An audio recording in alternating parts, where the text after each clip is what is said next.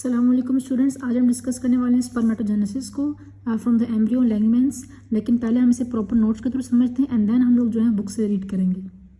Okay, सो आज के topic में हम क्या क्या डिस्कस करेंगे। हम पहले डिस्कस करेंगे स्पर्मेटोजेनेसिस होता क्या है, ठीक है। देन हम बात करेंगे स्पर्मियोजेनेसिस की।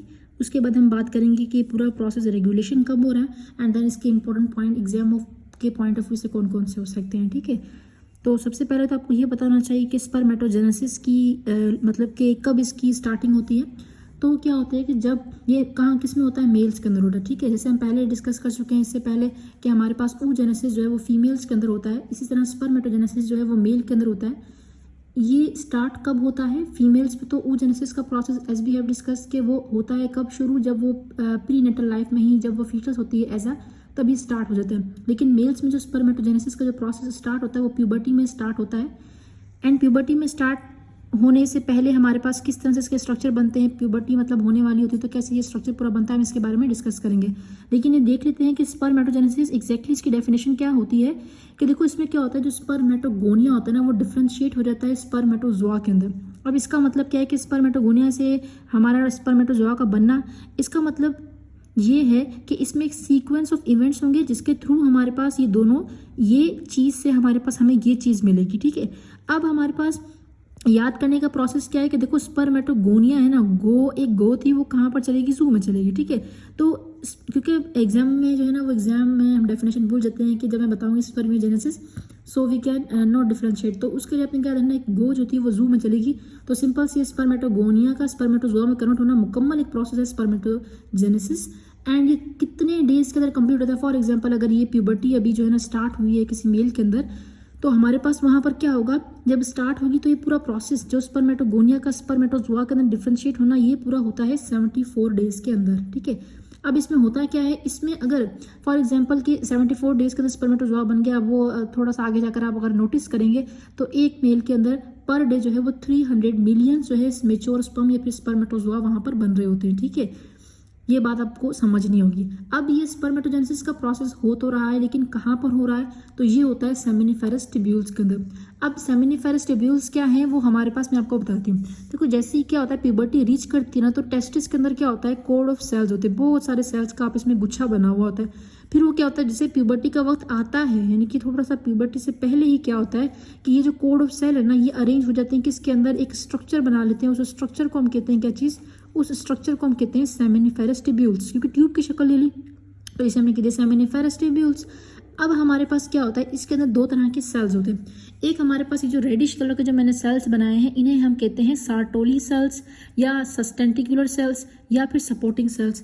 अब इनका ये नाम हमने क्यों दिया, रीज़न ये है कि ये सपोर्ट करेंगे किस चीज़ को, मैं बताती हूँ।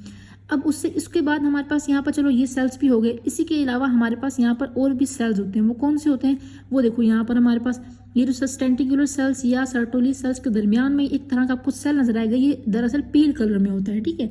अगर ये देखो ये नजर आ रहा होगा आपको यहाँ पर, ये वैसे तो पेल कलर में होता है लेकिन मैंने यहाँ पर जो है वो ब्लू से बनाया। ये बेसिकली पेल सेल्स होते हैं और इनका दूसरा नाम होता है प्राइमोर्डियल जर्म सेल।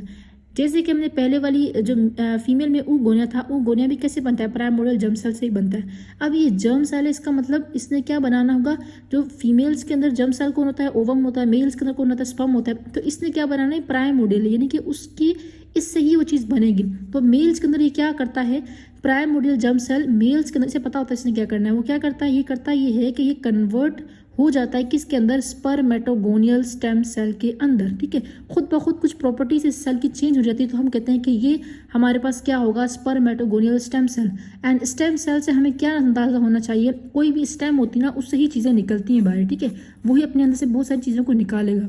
इसी तरह से ये स्टेम सेल क्या करता है, स्पर्मेटोगोनियल स्टेम सेल अपने अंदर से इमर्ज करता है, यानी कि डिफ्रेंशिएट हो जाता है किस सेल के अंदर, एक सेल के अंदर, और उसका नाम होता है, उसको हम कहते हैं टाइप ए स्पर्मेटोगोनिया। अब ए क्यों कहा, हम इसे कोई सी भी तो कह सकते थे, नहीं कह सकते थे, क्यों, रीज़न इज़ दैट कि ये हमारे पास क्या फर्स्ट सेल है जो बना है और इसी से आगे हमारे पास ये पूरा प्रोसेस चलना है। जब एक मेल के अंदर टाइप ए स्पर्मेटोगोनिया बन जाता है एट द प्यूबर्टी, तो हम ये कहते हैं कि हाँ भाई अब इसके स्पर्म की जो फॉर्मेशन होगी ना, स्पर्मेटोजेनेसिस का जो प्रोसेस होगा वो स्टार्ट हो चुका है।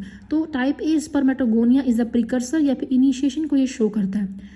जब टाइप ए स्पर्मेटोगोनिया की फॉर्मेशन हो गई, अब क्या होता है इसमें बहुत सारी, as we have show by the arrows कि यहाँ पर नंबर ऑफ डिवीजन्स होंगी, कौन सी, माइटोसिस होगी। अब माइटोसिस का मतलब क्या होता है कि एक सेल होगा ना, उससे क्या बन जाएंगे, 2 सेल्स बन जाएंगे, ठीक है, और वो क्या होंगे, आइडेंटिकल टू पेरेंट्स होंगे। अगर यहाँ पर 46 नंबर ऑफ क्रोमोसोम्स है तो यहाँ पर भी कितने होंगे, 46 नंबर ऑफ क्रोमोसोम्स ही होंगे, ठीक है। अब बेसिकली क्या होता है कि इनमें कोई भी डिफरेंस नहीं होता, तो यही बात होगी यहाँ पर, जो टाइप ए के स्पर्मेटोगोनिया होगा वो नंबर ऑफ डिवीजन्स करेगा और एक सेल बना देगा। एक सेकेंड, देखिए मैं बताती हूँ कि फॉर एग्जांपल ये क्या है, टाइप ए स्पर्मेटोगोनिया, ठीक है, ये नंबर ऑफ डिवीजन्स करता है, इससे भी और बहुत सारे सेल्स बनेंगे, इससे भी बनेंगे बहुत सारे सेल्स। अब फॉर सपोज इन्होंने जो लास्ट वाली माइटोसिस की होगी ना, ये लास्ट वाली माइटोसिस, यहाँ पर भी सेल्स आ जाएंगे, ये जो लास्ट वाली माइटोसिस होगी ना, इनके ये जो सेल्स होंगे ना, इनको हम कह देंगे टाइप बी स्पर्मेटोगोनिया, बिकॉज कि अब ये जो सेल्स की पॉपुलेशन बन गई है ना, अब ये वाले जो सेल्स हैं ये अगेन से माइटोसिस नहीं करेंगे।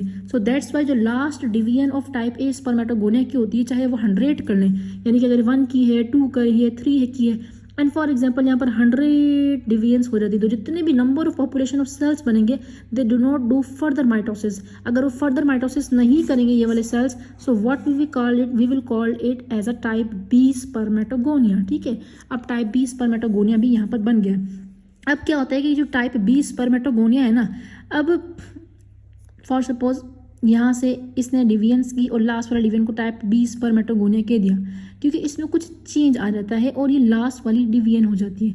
अब क्या होता है कि type B spermatogonia just one time क्या करेंगे, माइटोसिस करेंगे और डिफ्रेंशिएट हो जाएंगे इस तरह के सेल्स में, जिनको हमने नाम दिया है प्राइमरी स्पर्मेटोसाइट का। देखिए ये गोनिया थे, यानी कि इनसे कोई चीज़ बन रही, ठीक है। अब साइट का मतलब है हाँ भाई कोई सेल बनना शुरू हो गया। अब बेसिकली क्या है कि जो माइटोसिस से जो सेल्स इससे बनते हैं, इन्हें हमने प्राइमरी ही क्यों कहा, क्योंकि बेसिकली ये वो प्राइमरी सेल है जो कि मियोसिस 1 को स्टार्ट करते हैं। अब मियोसिस 1 को स्टार्ट करते हैं, लेकिन क्या होता है कि मियोसिस 1 के अंदर कुछ फेसेस होते हैं। जैसे पहला फेस हमारे पास क्या होता है, प्रोफेस का होता है, ठीक है, तो उस एंड देन हमारे पास लास्ट में टीलोफेज जो आएगा वो एक, ठीक है, वो लास्ट वाले फेसेस होते हैं। लेकिन पहला फेस क्या होता है, प्रोफेस होता है। प्रोफेस के अंदर भी हमारे पास क्या होते हैं, 5 स्टेजेस होते हैं, ठीक है। अब क्या होता है कि जैसे फीमेल के अंदर तो बड़ा ही लंबा चौड़ा प्रोसेस था कि हाँ भाई वो उसमें स्टेज में स्टक हो जाता है and then after the puberty, ये यहाँ पर ऐसा नहीं है। यहाँ पर सिर्फ एक हमने बात याद रखनी है कि प्राइमरी स्पर्मेटोसाइट जब बनता है ना, वो क्या करता है, मियोसिस को स्टार्ट करता है। कौन सी, मियोसिस 1 को, मियोसिस 1 को स्टार्ट करता है, लेकिन उसका जो प्रोफेस 1 होता है it is very very prolonged, तकरीबन 22 दिनों का अरसा लग जाता है। जब 22 डेज का प्रोफेस 1 होता है, जैसे ही 22 डेज लगे प्रोफेस 1 कंप्लीट हो गया, एकदम से मियोसिस 1 कंप्लीट हो जाती है। यानी कि फॉर सपोज अगर मियोसिस 1 है,